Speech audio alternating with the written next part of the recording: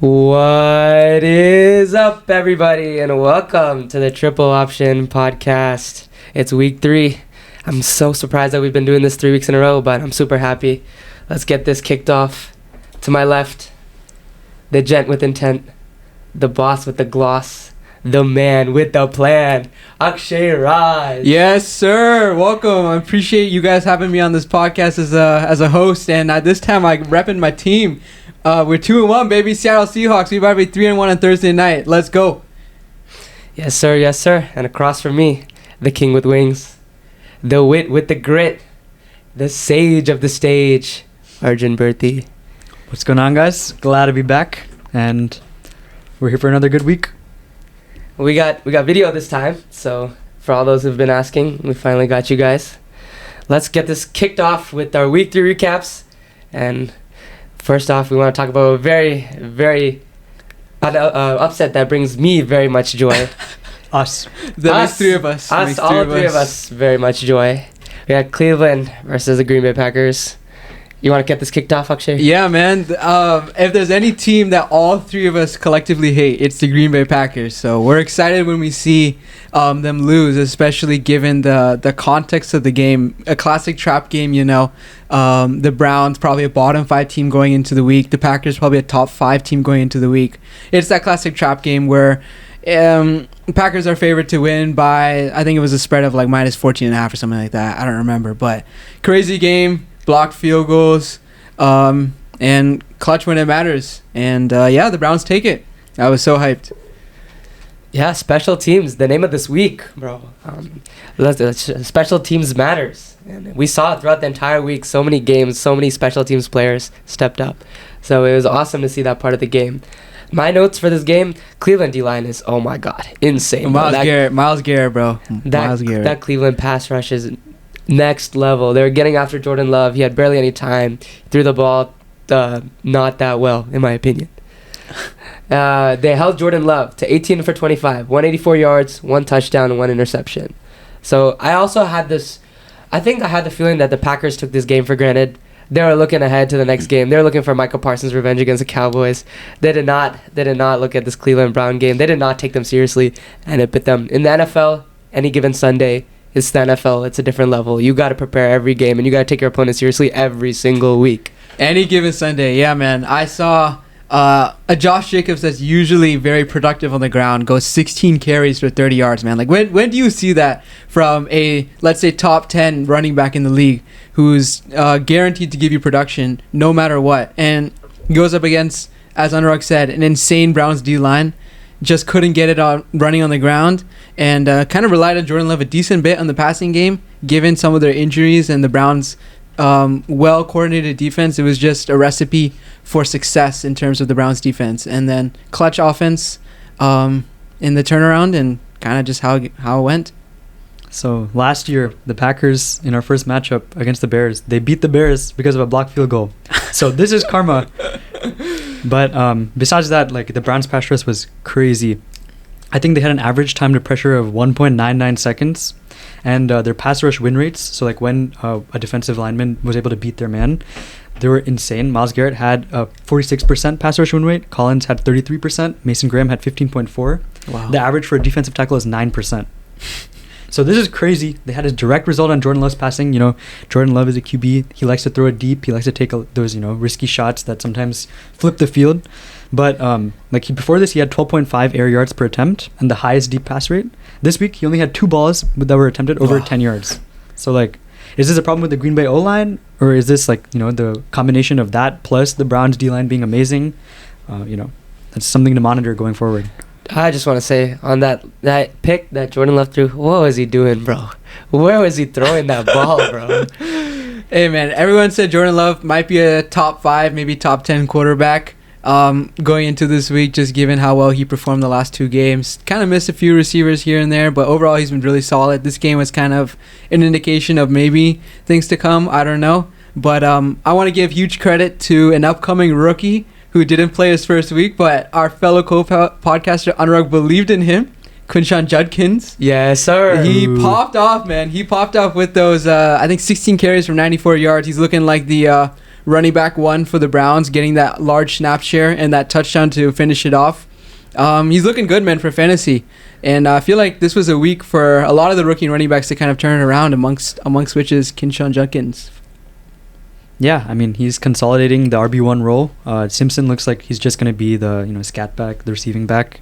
So we're probably not going to see much work out of him. Jerm Ford was still getting a bunch of carries and opportunities, which get him out of there. But his time is long past gone. Yeah, Judkins, he might be the best rookie running back in this class so far. He's put up some very good performances in whatever opportunities he's had. Yeah, man. I think we've seen some quality performances from rookie running backs so far. Amongst which is Judkins. We'll get into some other ones with like Scatabo. I think Arjun mentioned him last week. Amari Hampton also had one. We'll get into these running backs as we get on. But yeah, going into the next game.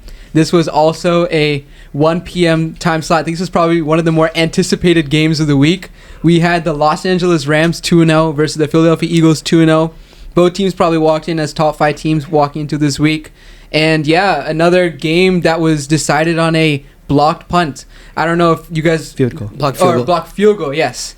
And if you were not watching the game, you probably look at the score line and we're like, okay, the Eagles probably just won this. But it was a whole different story altogether. I'll let the guys take it over from here.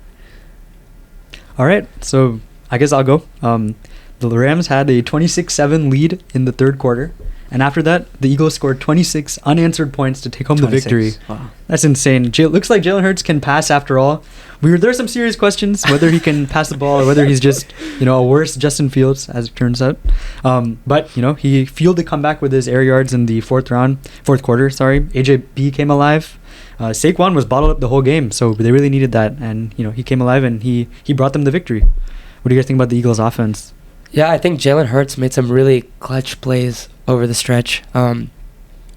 He had some nice throws, especially in the fourth quarter. That fourth down touchdown pass was insanely impressive. Yeah. I was very surprised that they got that, to be honest, because those first 3 plays, they were getting stuffed. Yeah.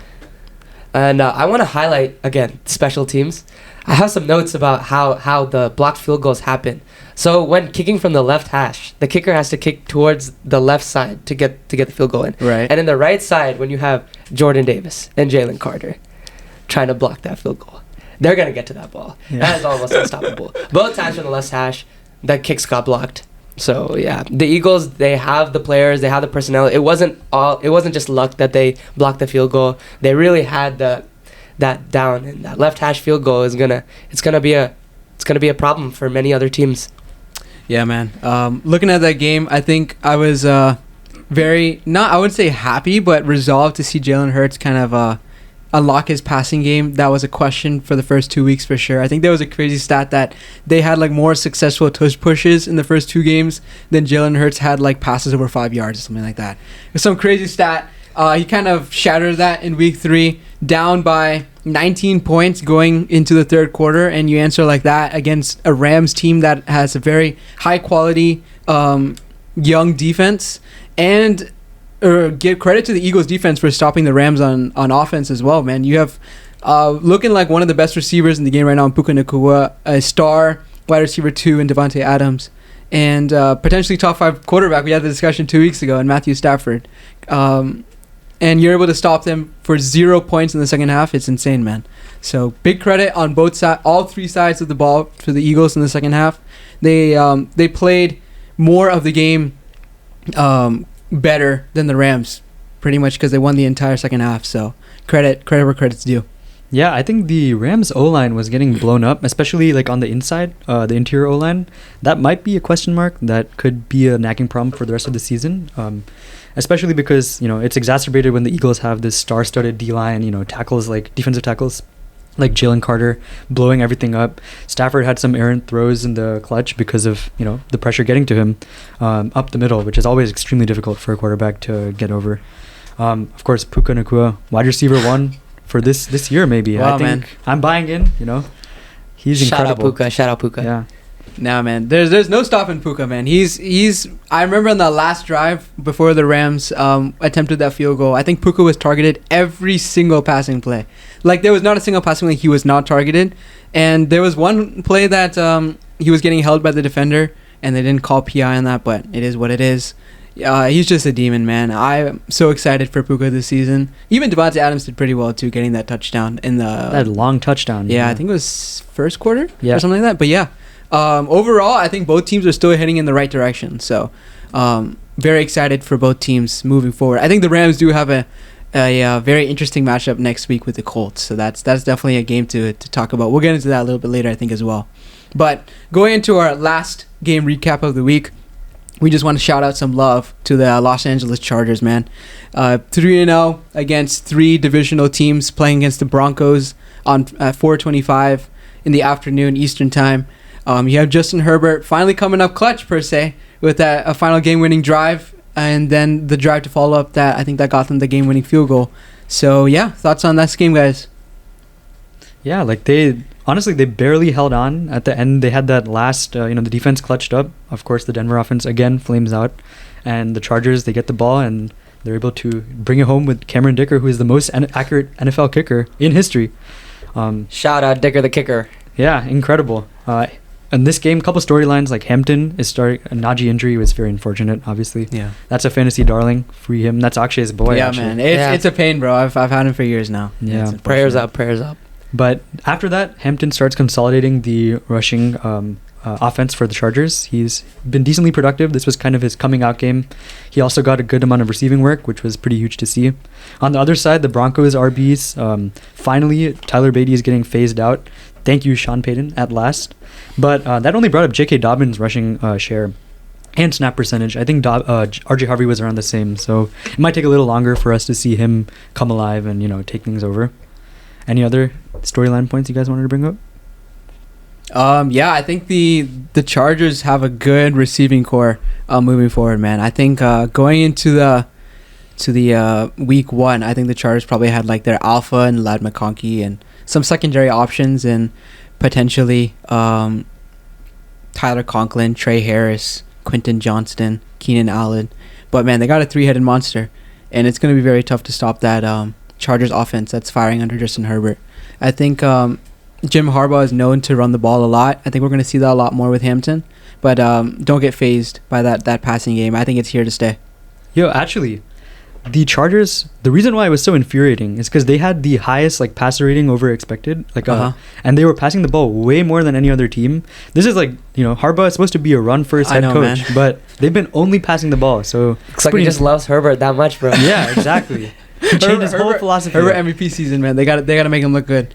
Yeah, you guys hit most of the points that I was going to talk about. But one thing I did want to talk about, that one throw where Herbert's rolling to his left and fits that in such a tight window to Keenan Allen. I was so impressed. I was like, what a throw. Yeah. Hey, that made me happy that Keenan Allen caught that, man, because I picked him as my sleeper this past week, and he did deliver. So, to be fair, most of the Los Angeles receiving core performed very well this past game. Shout out to Cortland Sutton as well. I think he didn't have a great start to the season. He's kind of ramped it up now with his connection with Bo Nix. So that's something to look out for as well. So on a scale of 1 to 10, how much are you guys panicking about Ladd McConkey?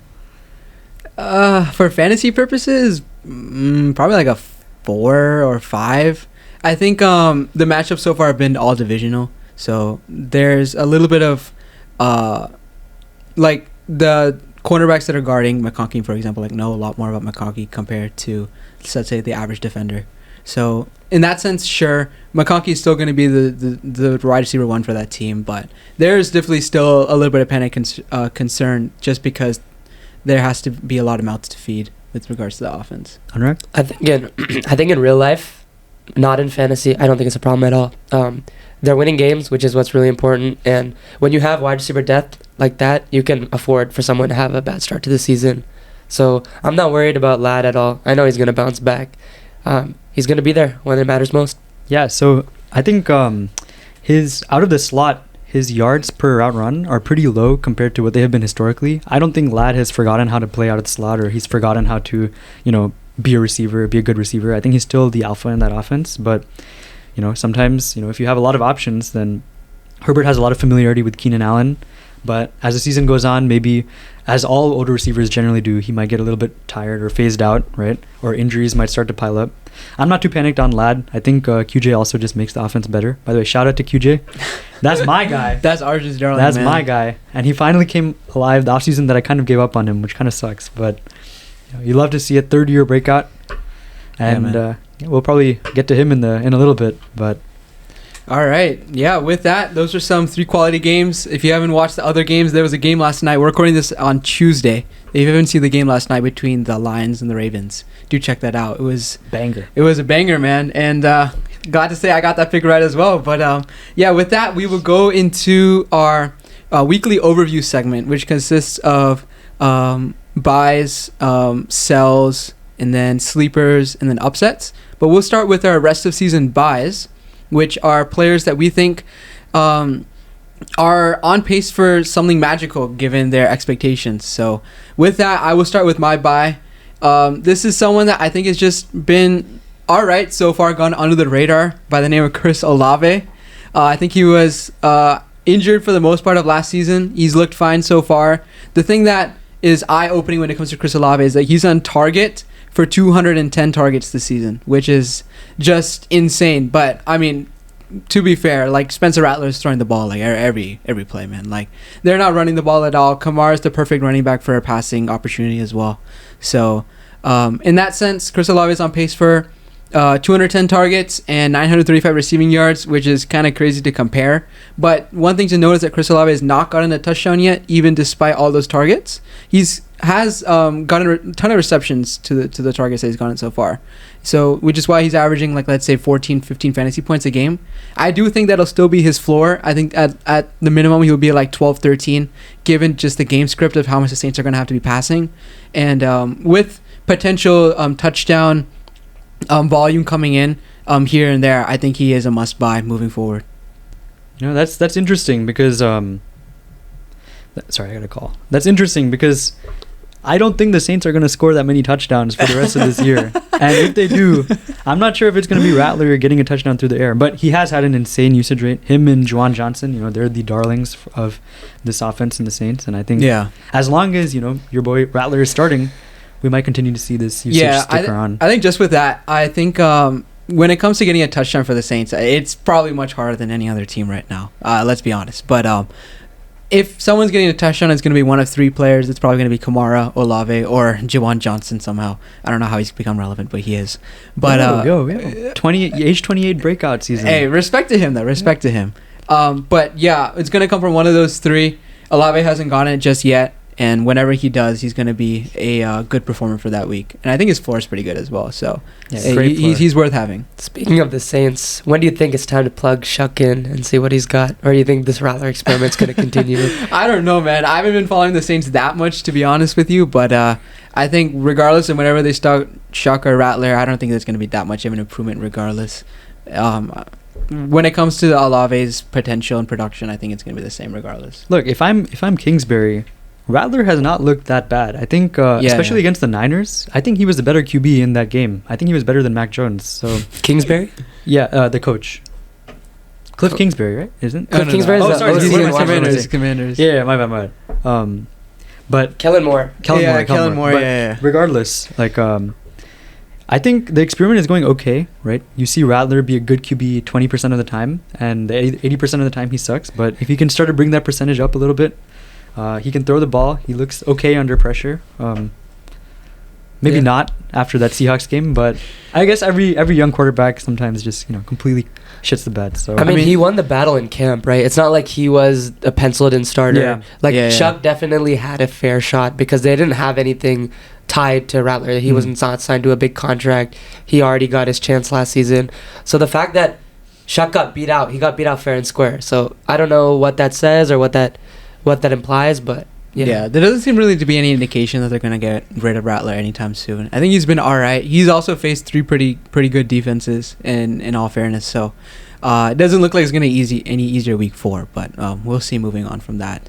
But you guys want to talk about your potential rest of season buys? Yeah, man. Speaking of Arjun, speaking of what we just spoke about, I got QJ as my rest of season buy. Yes, sir. Johnston. So basically what I compare his career, or at least his early season drops that he was getting clowned for, and to be fair, he should be catching most of those, but Devontae Adams also had a similar start to his career where he was dropping easy catches, and he turned out to be one of the best receivers in the league in his prime. So I don't know if I'm saying QJ will become Devontae Adams level, but I definitely think he can be a 1,000-yard receiver this season. Through 3 games, he's had 239 yards and 3 touchdowns. So he's on pace for a 1,000-yard season.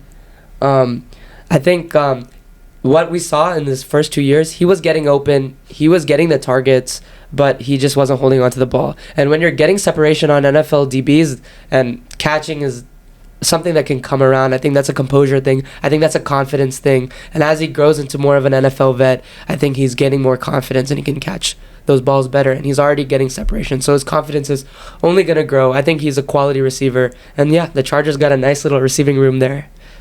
Yeah, man. I think he's complemented very well by Keenan Allen, Ladd McConkey. I think both of them being short to mid area targets kind of gives QJ the option to get those deep passes.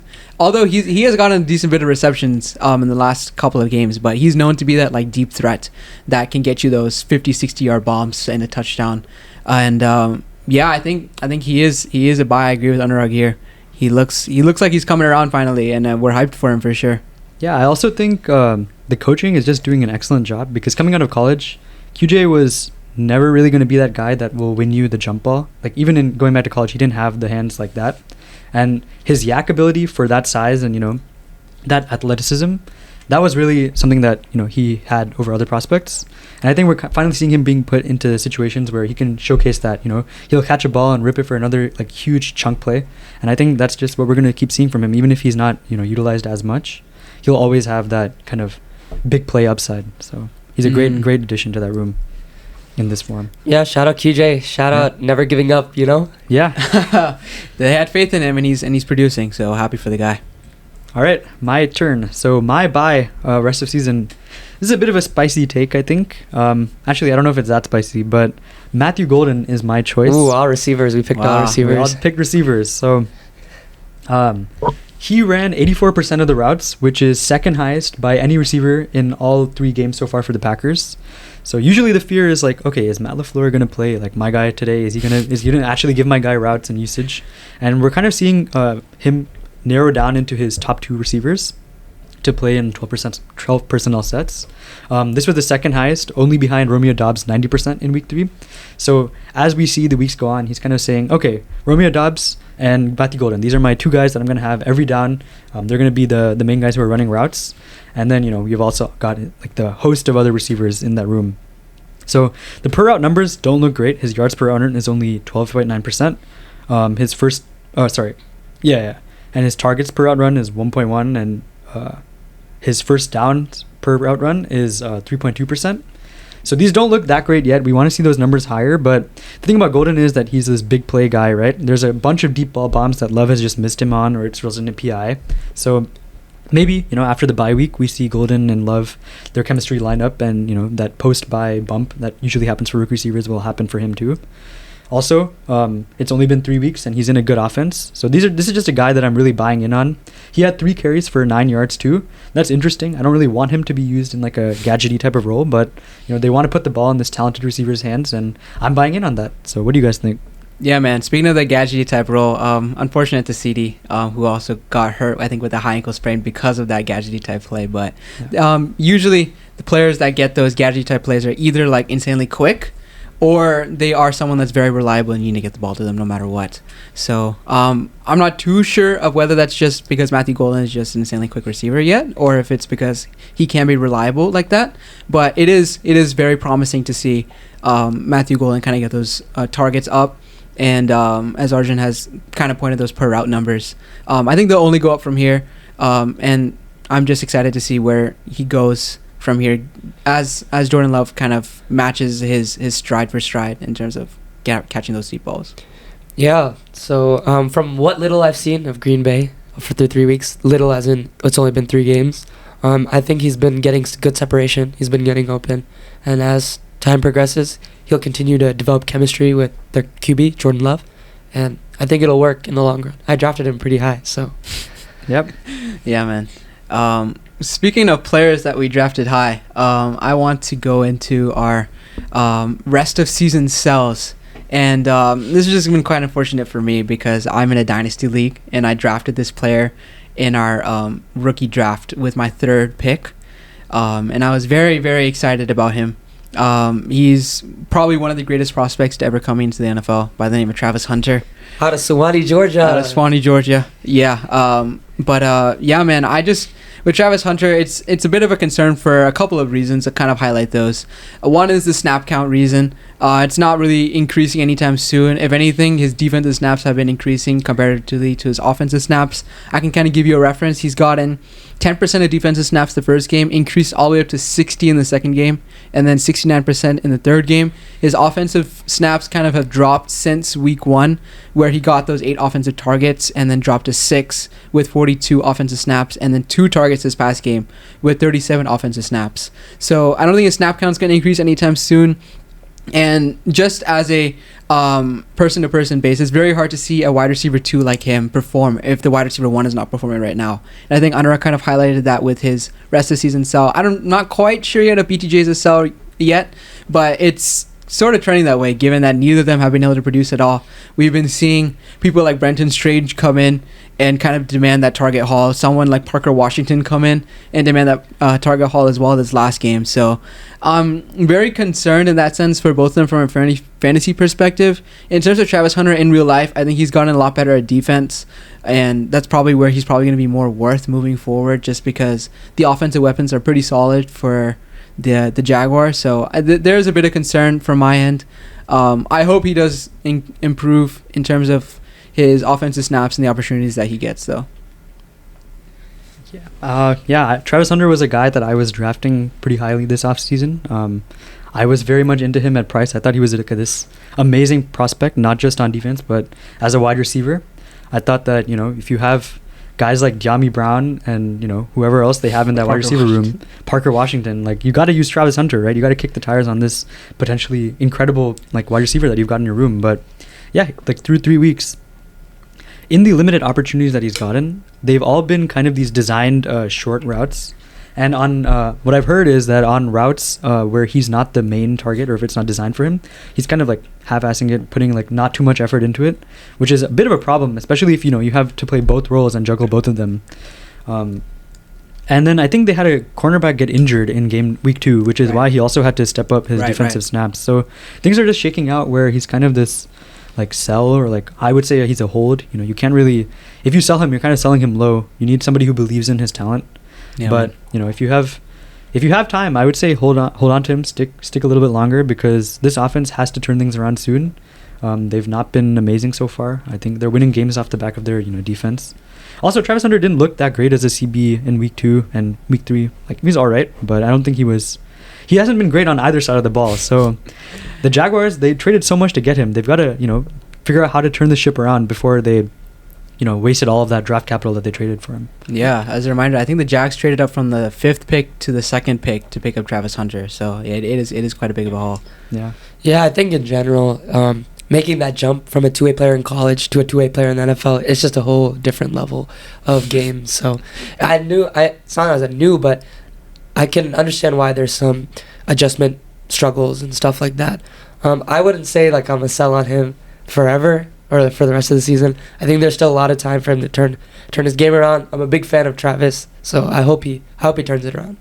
I'm a big fan of Travis too, man. For the sake of this, I hope he turns it around. But if somehow you're watching this, Travis, I hope you turn it around, man. I hope you turn it around. He's not watching this.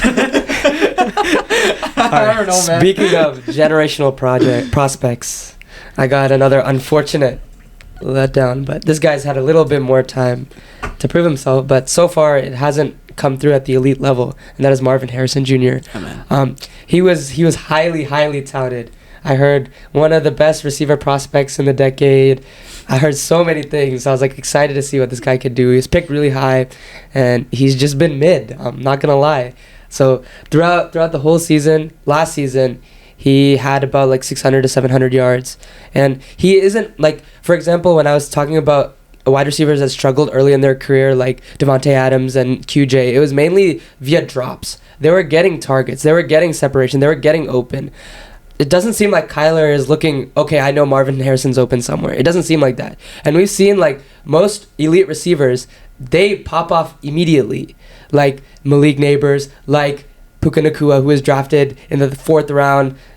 He had to fight his way. He still got his chance. He still showed his talent. But having your first round pick, you're the greatest wide receiver prospect in the last 10 years or however many years it was, and you're still not producing at an elite level. I don't know what to say. I'm not saying he's going to be a bad player. I don't think that. I think he's still a solid, really good receiver, and he can be a really good receiver. But I just don't see him being a top 5 receiver in this league like he was pretty much. I don't want to say guaranteed, but some people were guaranteeing me that he was going to be a top 5 receiver in the league. So yeah, I just don't see it. He's getting half as many targets as other young receivers in his class, like BTJ last season and Malik Neighbors. So yeah, I'm selling on Marvin Harrison Jr. Yeah, I mean, I'm completely selling. I didn't have many shares of him in the first place because I wasn't in on him at his draft price. The match with him and Kyler is also pretty rough. I think you need a QB who throws with some anticipation in the intermediate area where Marvin Harrison can make a quick break and get open, right? Because separation on deeper routes is like he turns into this sacrificial X receiver who is just dragging defenders out and safeties out. And, if he's not getting open on those routes, then he's not producing fantasy points, right? So, yeah, I think the early cards that have played out so far for his career have not been good. And unless Kyler gets changed or, we have a different quarterback or he changes teams, I think it's going to be pretty rough for him. I think I have him as like a flex play at this point. Nothing close to where you probably drafted him. So, question, do you guys think with the unfortunate James Conner injury, there could be potentially more chances for passing volume in terms of the Cardinals offense kind of sinking together? I don't know. Kyler likes his tight ends. He likes his short, to the sticks outside. I don't know if that's going to change much for MHG. They definitely ran their offense through Connor for the past several years. So maybe they try to do things differently now, but I don't know. I wouldn't really count on it, especially considering I don't think this will translate directly to an uptick in production for Harrison specifically. Gotcha. Yeah, I mean That just a thought that popped up, but maybe I don't want to compare MHJ to his fellow classmates this early. It's only been a year and 3 weeks, but man, you have the likes of Malik Neighbors, Roma Dunze, who's had a year 2 breakout so far, BTJ, who's kind of had a slump, but he had a year 1 breakout. You have Xavier Worthy, Ricky Pearsall, Ladd McConkey, all of them were drafted after Marvin Harrison Jr. Even Xavier Legette. No, not Xavier Legette. But you get the point. There's like 6 or 7 receivers or so that are kind of performing up to their standards. And you have MHJ here, who was drafted as the 4th overall pick in the NFL draft. You put in that much capital into him after the first 3 picks, notably are Caleb Williams, Jaden Daniels, and Drake May. And your 4th overall pick is Marvin Harrison Jr. And we expected more from him. Hopefully he turns it around, but it's not looking that great. Speaking of generational prospects, it's my turn to put in a sell for a generational prospect. This week I've got Ashton Genty, and yeah, so I was kind of fading him at price preseason because of this exact thesis, right? So obviously you have the highly drafted first round running backs that paid off. You got Saquon, you have a bunch of other guys, right? But then you have guys like Bijan too, that he wasn't a smash hit, but he was fine, right? He had I think 14 points per game in his rookie year. Ashton Genty, through 3 weeks, he's averaging 8.6 points per game. That's pretty devastating for where you drafted him. It's not that he's not looking good. He has the most missed tackles forced, I think, in the league right now, which is amazing. But the Raiders situation kind of sucks really bad because here's a season stat, right? He has 144 rushing yards on the season, but he has 145 rushing yards after contact. How does that even work, man? Dude, free him, bro. Free him. Free him, man. This O-line is complete garbage. And, until this O-line changes, I don't see a huge route for him to improve and give you returns on where you drafted him in the 1-2 turn or, early second round. And he's also, unfortunately, a non-factor in the passing game. He had 0 targets in week 3. I think he had a couple very limited involvement in week 1 and 2. This is 2 and 4. Yeah. If he's not getting there on passing volume and he's coming off the field for Zamir White for pass protection because he looks hopeless in pass protection, where are we going to see Ashton Genty take on this load that will put him in that RB1 status, right? Chip Kelly's talking about load managing him like it's basketball. Come on, bro. Chip Kelly is not a good coach in my opinion, and he's not doing Genty any favors. Yeah. Like, what makes Genti different from like other volume-based like sponges that like Tony Pollard? He's on a bad offense, and you're only out with him is him getting rushing volume and making something out of it, and he's got a terrible O-line on top of that. So. Yeah, man. I think everyone or most people were kind of expecting something around like the 25 to 30-ish carry range somehow for Genti on an average basis week to week, and it hasn't looked like that whatsoever just because of this quote unquote snap count of management. So I'm very intrigued to see how the situation goes moving forward. That's for sure. The Raiders have always made questionable coaching hires, and when I finally think they made a good one in Pete Carroll, he turns around and hires Chip Kelly as a coordinator. Hey, if there's anything you can come out with week 3 when it comes to the Raiders, I want to give a shout out to Trey Tucker, man. I don't know where you come from, man, but you got 3 touchdowns on like 8 receptions in 9 targets or something, and produced like some 40 fantasy points, man. I don't know how that happened, game. But I feel like a whole bunch of people might be buying into you all of a sudden. We'll see if this is something to come moving forward. For the record, though, I'm not saying Genti will not have like spike weeks this season. He probably will. But if you can get a buyer who thinks that he'll still reach that late second or early second value, then you should definitely sell him. Like, I would be moving off of him to any top 12 running back. Just get something better, Yeah, man. Yeah. Somehow, if you can get Jonathan Taylor for it's not happening. Not at this point. Yeah. But I think at this point we'll hand it over to. Yeah, this is an interesting segment in the middle here. We've got some 5 hot takes from Anuraag that are going to increase in spice as we go on. So I'm excited to hear. I've got 5 hot takes for you guys, starting from mild to like, okay, is this even a hot take? To like, wow, what is this kind of take? All right, and I want you guys to rate them 1 through 5, and 1 being like, this is nonsense, and 5 being, I fully agree with this. And I just want to get your thoughts on these takes. For me, all of these takes are at least a 3 on my scale. Okay. So I want to see what you guys think about these takes. Hey, as a disclaimer to the audience, play along with this as well and let us know in the comments. But Arjun and I have not heard these takes before, so we're playing live with you guys as well. Okay, this one is a kind of cool take, but at the beginning of the season, it would have been like a relatively hot take. The Houston Texans will not make the playoffs this year. Oh, that's a 1, bro. I do not see them winning the AFC South at this point. Maybe they turn around, but I'm with you. You mean 5? You mean 5, right? 5. Okay. 5, I agree. Sorry. I was not listening to the directions. Yeah, man. I think with the Texans, their defense looks as expected, as per book, but that offense, man, Stroud has just looks like a different person altogether. Not like how he's looked in his rookie year. He had a sophomore slump. People thought he might be coming back, but he just can't do anything with the horrendous offensive line, man. I feel for him. I feel for the offense, but I would say I'm at a 5 as well. Just given the fact that I feel like only one team in the AFC South is going to make the playoffs, and it is trending towards a 3-0 Colts right now versus an 0-3 Texans for sure. But yeah. Yeah, CJ Stroud with the offensive line, it doesn't look good.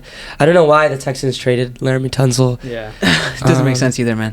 You get your guys protected, bro. If you have a young QB, get them protected. My next take is the Los Angeles Chargers are Super Bowl contenders. What do you guys think about this one? Yeah, I'll give it a 4. I think they're selling me on this 3-0 stretch. They're probably going to make the playoffs in the as the AFC West division leader. Okay, I will give my score first, and then I'll maybe back it with a little bit of reasoning that probably might not be agreeable with most of the audience. My score is probably like a 3, and if you ask me to push it to a 2 or a 4, I'm leaning towards a 2. And here's why. I think the Chargers have had 3 very, very good games. I agree. They've played all 3 divisional opponents, which makes them pretty much not a lock, but a very high chance of making the playoffs now, given that they started 3-0. So I do think that they will make the playoffs. However, I just think there's too much firepower in the AFC altogether that can kind of stop the Chargers in the playoffs. So you're not putting the Chargers above the Bills, Ravens, or Chiefs? I think, I won't say Chiefs. Yeah, I think I'm the kind of guy that I don't look too much into the regular season, just because like I've seen the Chargers succeed in the regular season. Not as much as this. I agree. I've seen the Chargers succeed in the regular season, but when it came to the playoffs, I haven't seen them succeed, especially under Herbert. So I feel like when it comes to the playoffs, I do trust the three teams that Arjun mentioned more than the Chargers, even at this point. Probably the most points of concern might be the Ravens or the Chiefs. I think the Bills look like the best team or the second best team in the NFL right now. But given the Ravens and the Chiefs situation, I think the Ravens situation is just Derrick Henry needs to hold the ball.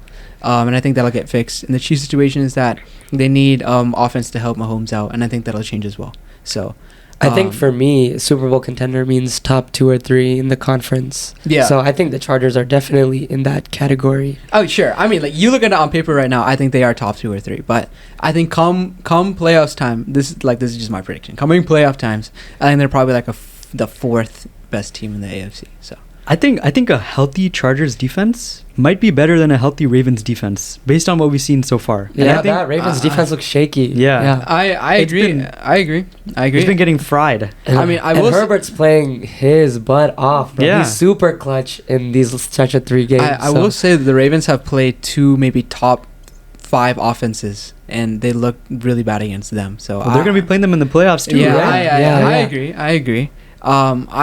I do see that the Bills offense and what was the other offense that they played? The Lions The offense Lions, yeah. are probably like a slight tier above the Chargers offense. So I don't know. We'll see. Tier. Keep Really? in mind, I think. Let me check this real quick. Yeah, I do think that they are. I think James Cook's a dog. I think Josh Allen's a dog.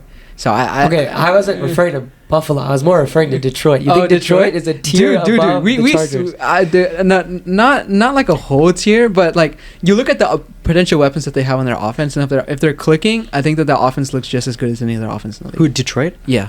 Okay, I agree with that. I think I would have the Lions above them. Yeah. But just in the AFC, like, I don't see who else is third besides the Chargers. And I would even argue that they could be second. They could be second. Yeah. Yeah. I completely get that. Yeah. I just think it's not all but done yet. You can never get We got 14 more weeks to go. Yeah, you can never get rid of the Chiefs, and there's always time.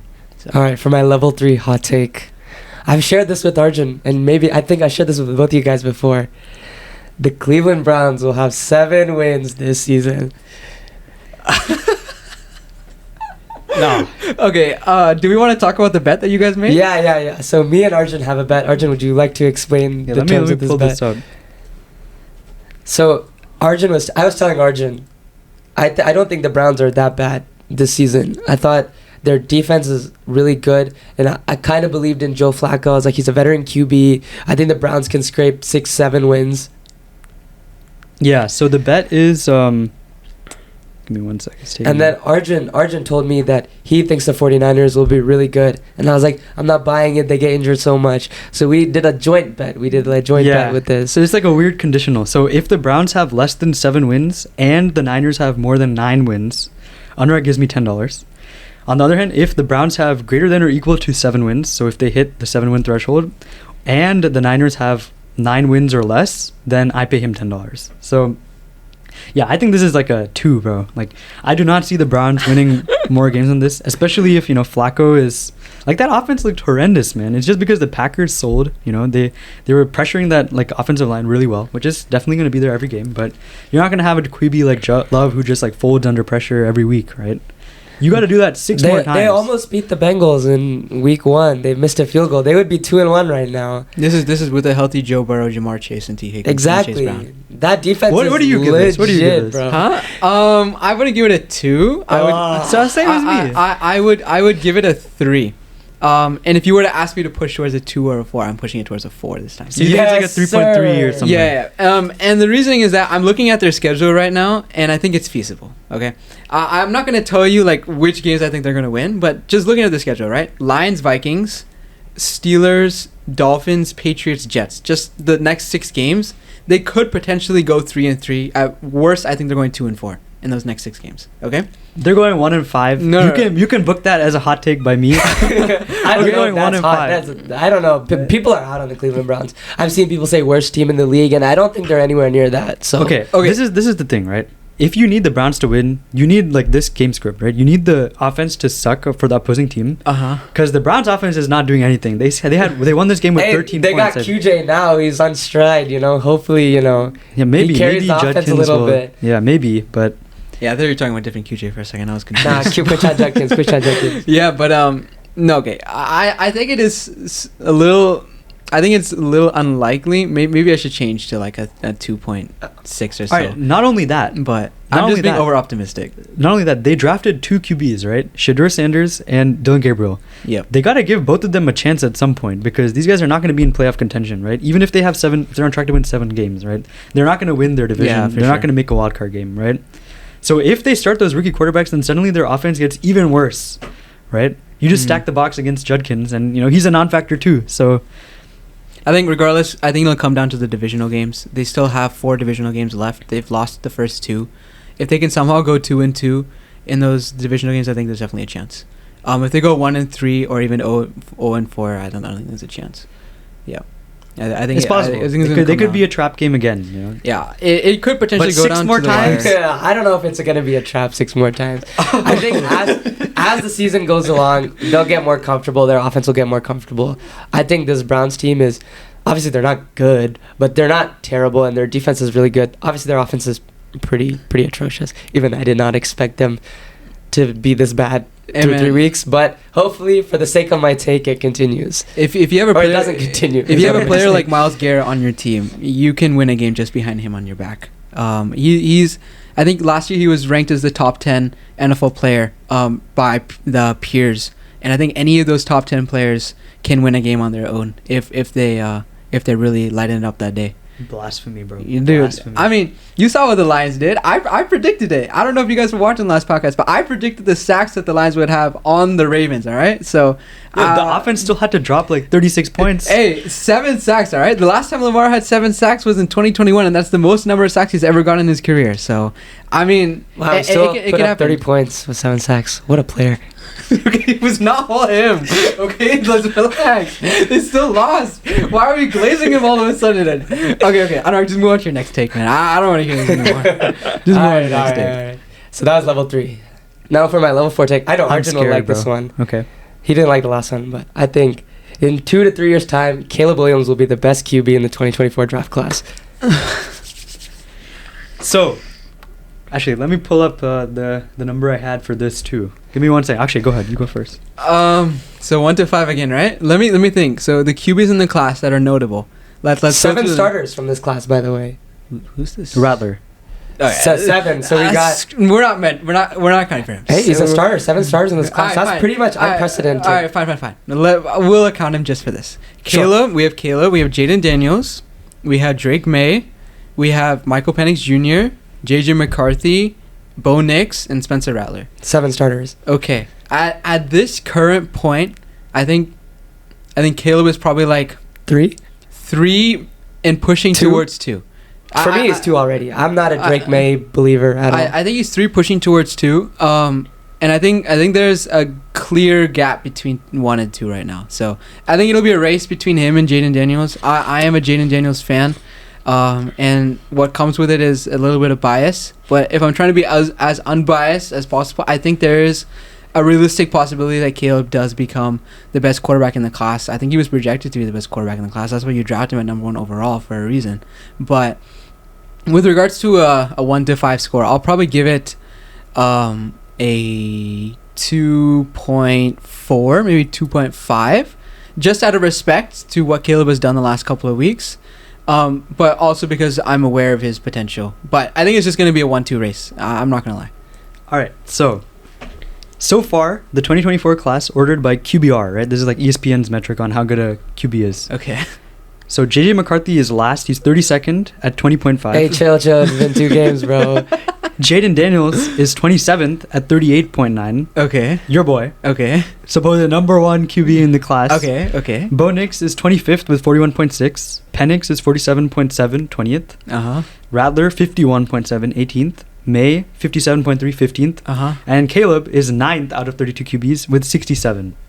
So we're seeing him light up the league a little bit. Light up the Cowboys a little bit. It starts. You know, Josh Allen got his big breakthrough game against the Cowboys as well. Really? Yes, he did. Another point I in my didn't know favor. that. I didn't know that. Basically, what I'm trying to say is, like, I'm kind of washing last year completely. I think it's completely conceivable that Caleb is the best quarterback, and Jaden Daniels had. I think Ben Johnson is a genius as well. Yeah, Ben Johnson. What he put on tape against the Cowboys is incredible. Like, I encourage everybody to watch. Like, if you have a little bit of time, watch a couple of those film breakdowns, because last game was incredible. You just have receivers open everywhere, and I think Caleb was making good decisions.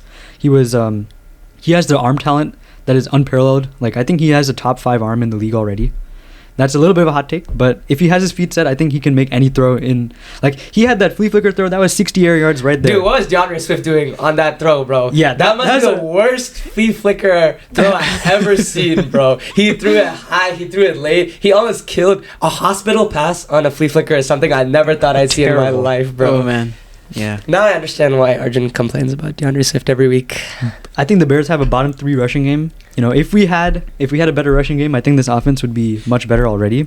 And I just think that there's so much room to grow for Caleb, and I think that with Ben Johnson he can get there. So okay, I put this at a 3.9. Okay, question. You said next 3 years, right? Yeah. Okay. Let's say 3. All right. So Commanders have already made the NFC Championship game. That's true. Yeah. In their first year with Jaden Daniels. Right? That's true. And hey, by the way, this is not me saying Jaden Daniels will be bad or whatever. Yeah, I just believe in Caleb more, so much. I think he could be really elite. I still think Jaden Daniels can be elite as well. I just want to make that clear. I get that, right? But what I will say is that I think the Bears, especially under Caleb, will thrive against pretty dog water off defenses like the Cowboys, for example, right? That's gotta be rage bait. And did you see what he did against, or the lack of what he did against some little better defenses in the Vikings? And I don't know who they play week 2 again. The Lions. Oh yeah. The Lions as well. I think he was all right those games. He wasn't awe-inspiring by any means. I think Jaden Daniels for sure has experienced somewhat of a sophomore slump that you can kind of say. It's kind of too early to say though, in my opinion, and he's also been hurt for a week and a little bit in the second game as well. And put up against an insane defense in the Packers. I think for me, when I was making these takes, I really like Caleb coming out of college. I just think someone with that much raw talent, that much. He clearly likes the game. He clearly cares about the game. I know I'm not supposed to like Caleb Williams, obviously division rival, but I'm a big fan of his, and yeah, I'm a big believer in him. So I think in 2-3 years time, I think he can be. If there's a man that can get him right, it's Ben Johnson. So I think he's in the right track going forward. I'm excited to see where he goes for sure. But I think right now I'm leaning more towards Jaden Daniels and Caleb Williams in a 3-year time span. So what's your number on that, Akshay? Yeah, I'm like a 2.4, 2.5. But I think it's like it's a 2-man race for me. Arjun, you have 4? Yeah, I'm basically a 4. Yeah. 4, nice. Yeah, it's very conceivable. What was your number, out of curiosity? I think I would be a 4 as well. Okay, sounds good. If we're talking about doing this in 3 years' time, we'll check back on this for sure. Yeah. Okay, and finally, my level 5 hot take. The Cincinnati Bengals made the wrong decision drafting Jamar Chase over Penei Sewell. Ooh. That's a take. Okay, you want me to start? Any of you guys, or do you want me to explain but you guys know what's going on. Yeah, we know what's going on. Joe Burrow's been injured so often. He gets pressure so often. And I think having a top 1-2 left tackle is more important than having a top 1-2 receiver. Okay, so this is how much I agree with it on a scale of 1 to 5, right? Sure, yeah. Okay. How much are you buying into this take? Okay. So for me, I'm not, can I say is it between 0 to 5 or is it 1 is the lowest score? Are you going to give 0, Akshay? No. Is 1 the lowest score? Yes. Yes, 1 is the lowest score. Okay, I'm at a 1.5, 1.6. Wow. All right, and here's my reasoning, right? Jamar Chase is unlike any other receiver other than maybe Justin Jefferson and a few others in the league, right? Unlike every other receiver. But No. I feel like Jamar Chase in himself can, if he's popping, and he's cooking defenses, he can win you a game by himself, with the help of Joe Burrow, right? And we saw that plenty of times last year, especially in their comeback surge to making the playoffs, barely missing out. I think Jamar Chase had some insane weeks, especially against divisional rivals and even against the Broncos when they had that clutch win. And I think a lot of that credit should go to that Jamar Chase-Joe Burrow connection. They also went to the same college together in LSU. so that connection was always there. I do see why you would like bring up that, but I think to give up on a generational receiver like that, like you're not getting a receiver like that again in anytime soon, in my opinion. I can say the same for Penei Sewell. I know offensive linemen don't get like credit, or like they're not as well known, but Penei Sewell is genuinely, he was considered a generational talent, and he has lived up to the expectation. I agree, and that's why I think the Lions offense has been very successful, and I think a lot of credit it should be given to their offensive line and their decisions to draft offensive line, prioritize that. The only thing I'll say to that is that Jamar Chase is someone that I wouldn't ever consider trading if I was a general manager, just because of the sheer abilities that he brings to a team from a winning perspective. And I think like if they had T. Higgins as a receiver one, right? It's kind of a hot take, but I don't think the Bengals would have been quote unquote any better last year. I think this year could be different just because Joe Burrow's hurt. But Joe Burrow's been getting hurt. That offensive line has been an issue. Like in their Super Bowl run, he had like, there was games where he's getting sacked like 7-8 times, and despite that, he was putting his team on his back. Maybe he was doing all that, but they still made it, even though he had 7-8 sacks. I mean, yeah, it's clear. It's testament. And that too, but it was a short window. Like their window is done. No, but it's testament to show that even with a bad offensive line, that is their ceiling. Like they are capable of doing it when they have all cylinders clicking on the other parts of the ball. So, like they could have very easily won that Super Bowl too. There was just, I think, some holding play that was called at the very end that allowed the Rams to win. No discredit against the Rams, obviously, but I do think the Bengals at their peak are a team that can contend with any other AFC team come playoffs in a 1-to-1 matchup. I don't think that's the case anymore, though. Here's what I'll say, okay?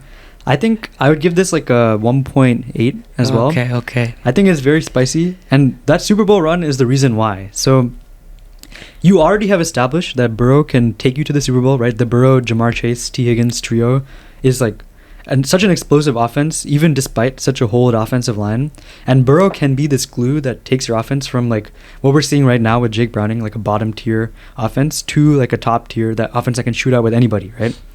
My problem is not with the Jamar Chase pick. It's with like all of the first round picks that they've had since then. I agree. Yep. If they had drafted an O lineman then, I'm not saying like Penei Sewell is the cornerstone of an offensive line, right? But there have been other guys like that too, right? And sometimes you have to spend up to get them, whether it's like you gotta trade up in the draft. But I can say the same thing for receivers as well, right? You can, exactly. But like, look at Detroit, right?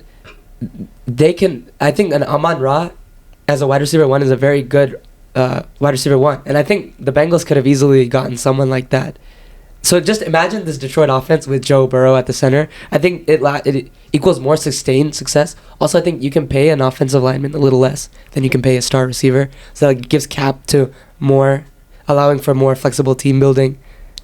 You know, you want to say anything? That's a bit of a stretch, I think. You don't think so? I mean, if I have Jamar Chase, then I'm paying him what they paid him. I think it was like something crazy, like $45 million a year. Obviously you pay him. Obviously you pay him, but I'm trying to look up what is Penei Sewell's contract. Okay, so he signed a 4-year at 112. Yeah. What is Jamar Chase's contract? I think it's like 4 for 136. Okay, so maybe it's not as much as I thought, but there is a slight difference. I feel like maybe a 1 or 2 quality players, but maybe not. Maybe that's not a factor as I was thinking, but I just think the fact that not only like take away the Super Bowl run, right?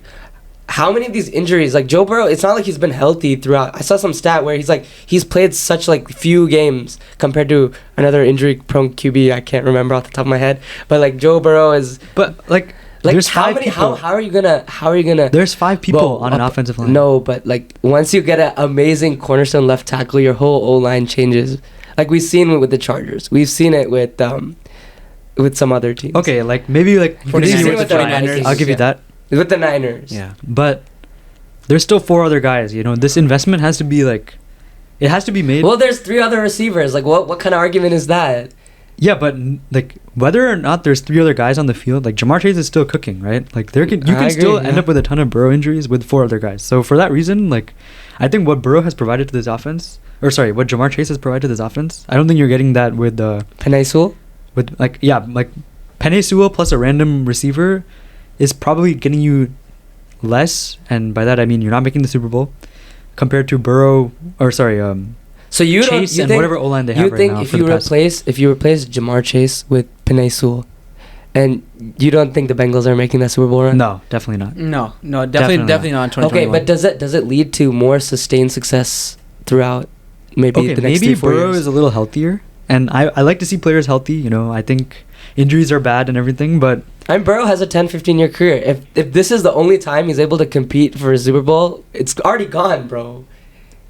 I just think, okay, the Bengals have a terrible defense. They have had a terrible Yeah, defense. that's true. That's fair. Right? The only way you can win is if you keep shooting out your opponents, right? If you don't have Jamar Chase, then suddenly your ceiling for how much you can, you know, keep an offense sustained without that extra weapon, it goes down. So I don't think they're making the Super Bowl. I don't think you can hang in the games and, you know, beat the Chiefs and, you know, the Bills or whoever else, you know, they've defeated along their way.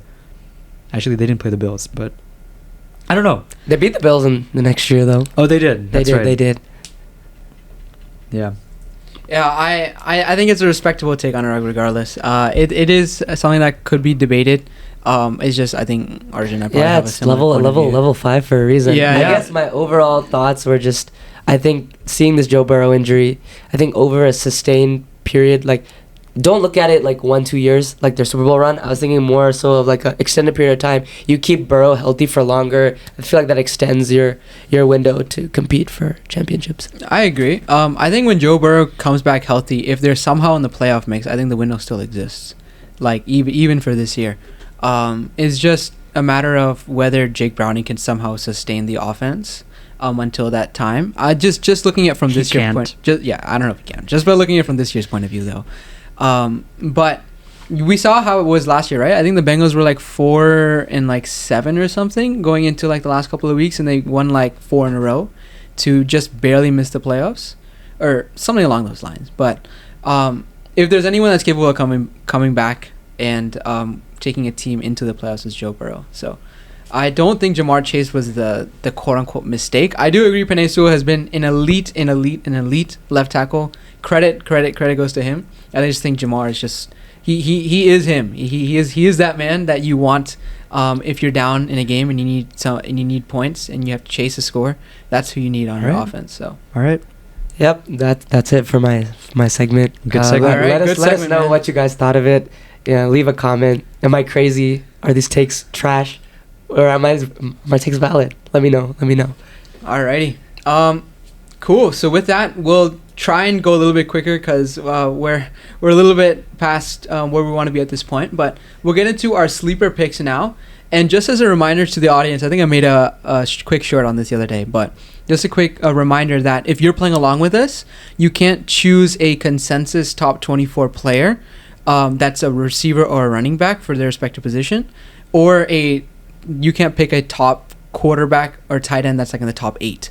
So anyone else is valid for that. So this past week, I was able to pick Keenan Allen. I don't think he was a top 24 pick. I think from now on he will be. But at that point, he wasn't. And that's same applicable for all the other picks that were made in the previous weeks. So with that, for this week, I do have someone that I think had a lot of garbage time performance this past week, and that's Geno Smith. Let's go. Yeah, Anuraag's boy. I had to rep him, even though Anuraag wanted to rep someone else this week. But I had to rep Geno Smith this week for a few reasons. One is the matchup. I think the matchup is pretty favorable, just given the fact that the Bears have performed very well offensively, and I think they will score a bunch of touchdowns, and it'll come to Geno Smith to have an insane passing volume and just have to chuck deep balls, mid-range passes, and kind of get as much of a shootout as possible. And we kind of saw that from week 3, even though it wasn't garbage time, where he got 26.06 fantasy points. He is in general a very boom-bust player that we've seen this year. He's not known to be that kind of way, but this year he's kind of shown that so far. So for the sake of this sleeper game, I think it's worth the risk to kind of see whether he actually does become that boom player that I project him to be. But even if he's a bust, it's not a big deal. I can just put him in my bench and move on. Yep. I think I cheated a little bit with mine. I think he might be like the edge of 24. That's I'm not exactly That's sure. all right. That's okay. I picked Ricky Pearsall this week. I think he's taken that wide receiver 1 job in San Francisco over Juwan Jennings. He's getting a lot of targets. Ayuk is still out. Kittle is out. I think he's the number 1 guy. Mac Jones clearly likes him. So, yeah.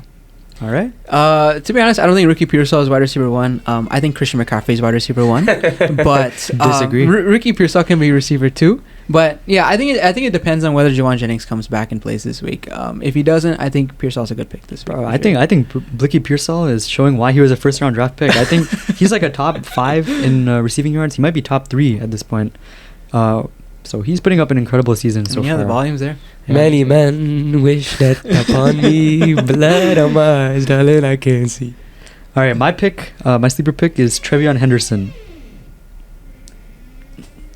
Wait, let me just edit this part out. Bro, what is the door? All right. All right, go ahead. All right, my pick for this week is Trevion Henderson. Essentially, I think both Ramondre had 2 fumbles, Gibson had 1 fumble, and the Patriots lost the game in devastating fashion.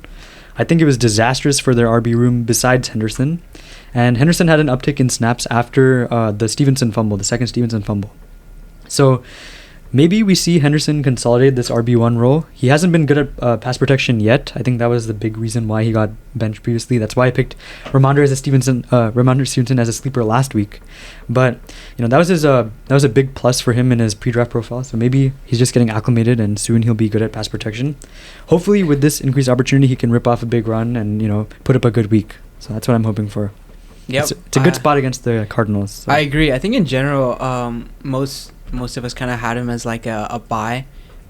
Just even after not so great weeks 1 through 3, I had him as a buy this week as well, but I just prioritized Chris Olave over him. But I think Henderson's due for a breakout, whether it's this game or a future game. I think it's gonna come soon rather than later. All right, let's move to the final segment, picking the upset of the week. So far, Anuraag has 1 point. The Giants were not able to upset KC, even though... Yeah, unfortunately. It looked close for a little bit. Yeah. Cam Scott was a dog, bro. Yeah, he was a dog.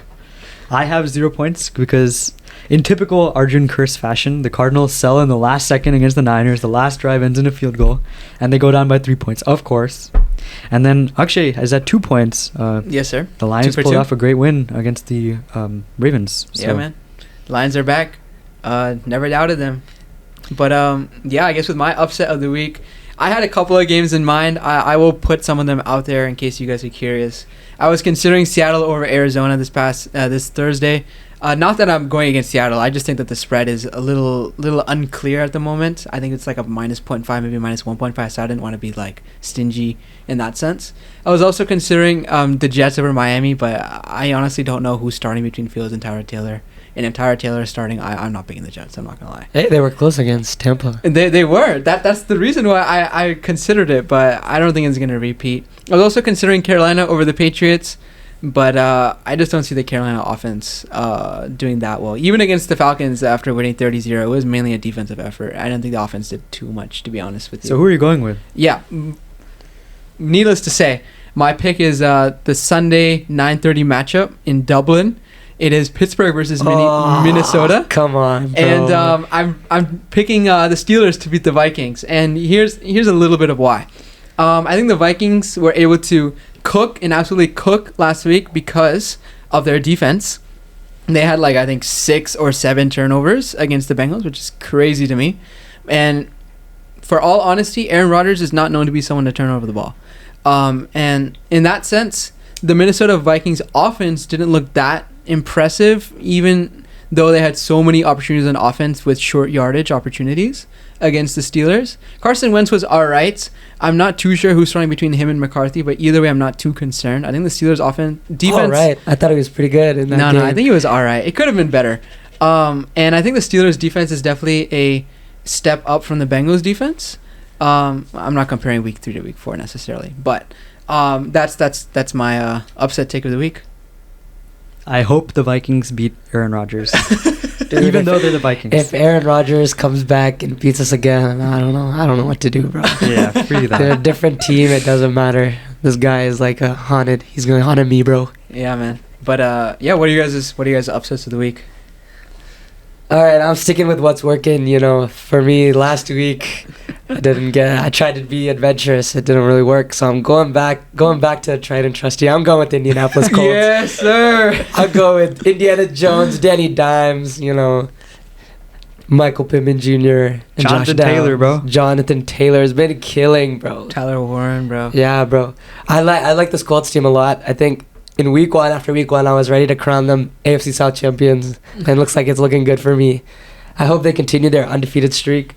They unfortunately lost their punting streak last week, which is a little bit unfortunate, but it's gonna happen eventually.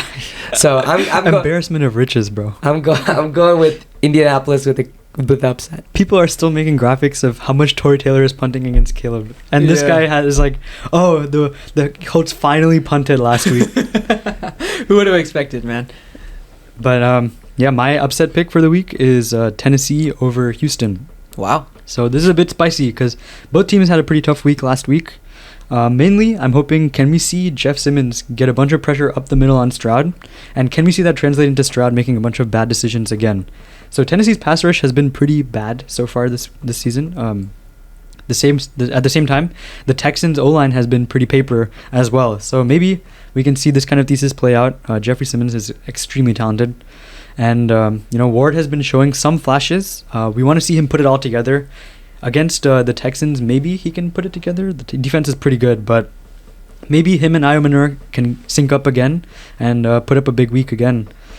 Please use him, Brian Callahan, please. Yeah, I'm a big fan of Ward. So but what I am not a fan of is Brian Callahan. I think he's out of his depth, really. Bottom 3. Yeah, I think he's getting fired soon. Yeah. But I think Cam Ward is good. I think his flashes that he's shown has been really good. So far, it's what I like to see out of a rookie. I'm pretty high on him overall.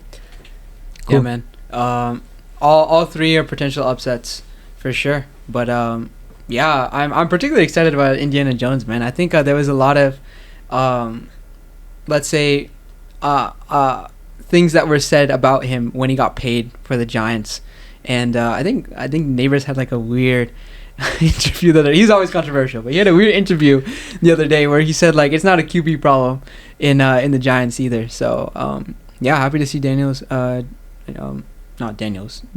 Jones succeed. And yeah, we'll see what happens. I gotta win one at some point, right? Yeah, come on, man, you gotta get on the board. You gotta get on the board. We'll see what this. By the way, our guest last week, Rohan, he picked the Rams over the Eagles, and that I just felt so bad. That's so close, bro. Yeah, I just it's just weak. It is what it is. That's football, bro. That's football. Nobody feels bad for me. Yeah, RJ. we got 15 more weeks to feel bad for you, bro. Oh no. Yeah. It'll get there eventually. 0-2 is not bad. All right. Thank you guys so much for listening to this week's edition. I'm Anuraag. I'm signing off. Thanks for being with us. I'm Akshay signing off. Let's go Seahawks. Thursday Night Football. Hope y'all enjoyed. Leave us feedback in the comments on the Google form. See y'all next week. All right. Peace. Yes, sir. See ya.